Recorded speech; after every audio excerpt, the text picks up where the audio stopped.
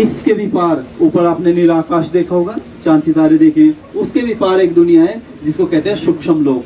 यहाँ ब्रह्मपुरी, विष्णुपुरी और शंकरपुरियाँ हैं। वहाँ हमारी तरह हड्डी मांस के शरीर नहीं है, यहाँ पर लाइट के शरीर हैं और इशारों में बातचीत होती है, आवाज से बातचीत नहीं होती है ना, यहाँ दिन रात होता है। उसके भी पार एक दुनिया है, एक लाल सुनहरे प्रकाश की दुनिया, जिसको परम धाम कहते हैं, परलोक कहते हैं या ब्रह्मलोक कहते हैं। वहाँ हम आत्माएं बिना शरीर के रहती थी, जैसे आसमान में तारे हैं ना, ऐसे ही हम आत्माएं वहाँ तारों के समान रहती थी। और वहाँ पर ही हमारे पिता परमात्मा भी रहते हैं। इसीलिए किसी बच्चे से पूछो कि भगवान कहाँ रहते हैं, तो कैसे इशारा करता है, वहाँ ऊपर की ओर इशारा करता है कि भगवान वहाँ रहते हैं। फिर हम आत्माएं यहाँ रोल करने के लिए आ जाती हैं इस दुनिया में, जहाँ हम हैं। जब बारी बारी आती रहती है और सभी आत्माएं आ जाती है, तो भगवान भी आते हैं। एक समय ऐसा होता है, इसलिए कहते हैं हे ऊपर वाले आ जा, हे नीली छतरी वाले आ जा। गाते हैं हे भगवान तुम आ जाओ, कितना उसे बुलाते हैं। तो वो एक समय होता है जब वो आता है। वो कौन सा समय होता है? कलयुग के अंत का समय जब होता है, उस समय भगवान आते हैं। और ये वही समय है जब वो आया है। वो आकर के हमें हमारी पहचान देते हैं।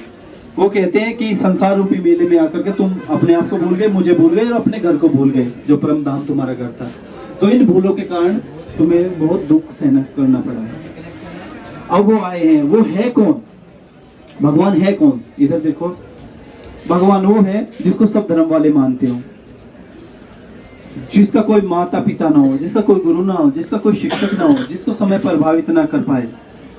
वो जो है सतोरजो और तमो के प्रभाव से परे है, इसलिए उसको निर्गुण भी कहते हैं। है तो गुणों का सागर, लेकिन प्रभाव में नहीं आता।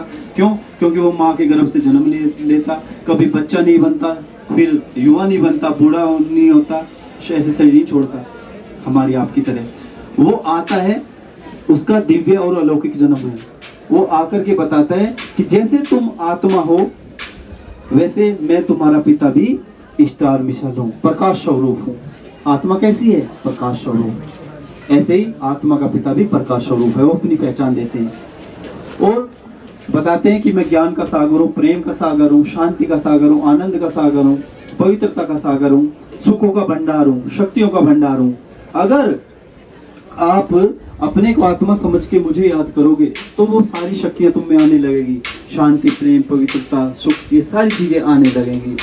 और भगवान कहते हैं कि जिस प्रकार तुम्हारे अपने संबंधी हैं, अपने संबंधियों को आप याद करते हो, अपनी माँ को याद करते हो, अपने पिताजी को याद करते हो, बच्चों को याद करते हो, दोस्त को याद करते हो, ऐसे ही मुझे किसी भी रूप में आप याद कर सकते हो। उसी रूप में मैं साथ निभाने के लिए बंधा हुआ हूँ। हम प्यार से उसके साथ संबंध जोड़ा है, प्यार से उसको कहते हैं बाबा, शिव बाबा, भोलानाथ बाबा। क्यों? क्योंकि वो बहुत भोला है, हमारे सारे अवगुण लेकर के हमें गुणवान बनाता है, शक्तियां देता है, अनेक जन्मों के लिए सुख का वर्षा देता है। आइए अभी अब आप समझेंगे कि शिव, उसका नाम क्या है? शिव।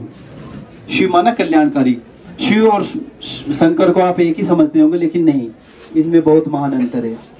शिव तो रहने वाले हैं परम धाम के, यहाँ परमात्मा कहाँ के रहने वाले? परम धाम के। शंकर सूक्ष्म लोक के रहने वाले हैं। अलग अलग है ना। शिव है निराकार, निराकार अर्थात उसका हमारे जैसा कोई दैहिक आकार नहीं है, शारीरिक आकार नहीं है। और शंकर है सूक्ष्म शरीरधारी, शरीर है इनका। तो ये तपस्या करते हुए दिखाए गए हैं। भगवान को कभी तपस्या की आवश्यकता नहीं होती। ये रचता है, रचता अर्थात पिता है, और ये पुत्र हैं। इनकी महिमा में कहते हैं शंकर देवताय नमः, उनको कहते हैं शिव परमात्माय नमः। शिवलिंग हम कहते हैं, शंकर लिंग नहीं कहते। लिंग का मतलब होती है चिन्ह या पहचान या प्रतीक, यानी भगवान का जो हमने पूजा की, जो भगवान की, वो ज्योतिर्बिंदु बना करके की। ज्योतिर्बिंदु उनका प्रतीक है। 3 बिंदु दिखाते हैं, ब्रह्मा विष्णु शंकर के भी वो रचयिता है। और शिवरात्रि हम मनाते हैं। शिवरात्रि मनाई क्यों? जब अज्ञान अंधकार हो जाता है, उस समय भगवान आते हैं। शंकर रात्रि नहीं मनाते, अर्थात शंकर इस धरा पर हमें ज्ञान देने नहीं आते। तो अलग अलग है ना, अंतर हो गया ना।